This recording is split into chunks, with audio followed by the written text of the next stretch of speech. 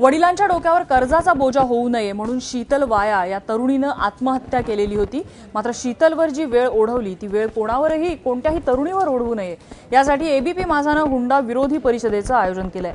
औरंगाबादमध्ये सुरू असलेल्या परिषदेत विविध क्षेत्रातल्या मान्यवरांकडून विचार मंथन सुरू आहे।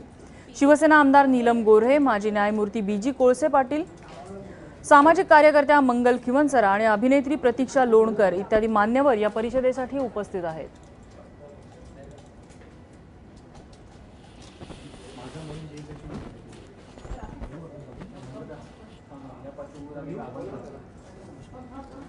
आणि या प्रथेविरुद्ध आता एबीपी माझाने आपली मोहीम उघडलेली आहे। एबीपी माझा अशा तरुणींना आवाहन सुद्धा करताय, आपण पाहूया। हुंडा देणार नाही, हुंडा घेणार नाही। हुंडा प्रथेला कायमचं हद्दपार करण्यासाठी आपण सर्वांनीच पुढाकार घेणं गरजेचं आहे। हुंडा घेणार नाही आणि हुंडा देणार नाही अशी शपथ प्रत्येकानं घेतली तर हुंडा प्रथेला मूठ माती देणं सहज शक्य आहे। हुंडा प्रथा झुगारून तुम्ही विवाह केला असेल किंवा विवाह करणार असाल तर तुमची कहाणी समाजासाठी प्रेरणादायी ठरू शकते। त्यामुळे तुमची ही कहाणी लोकांपर्यंत पोहोचावी असं आम्हाला वाटतं।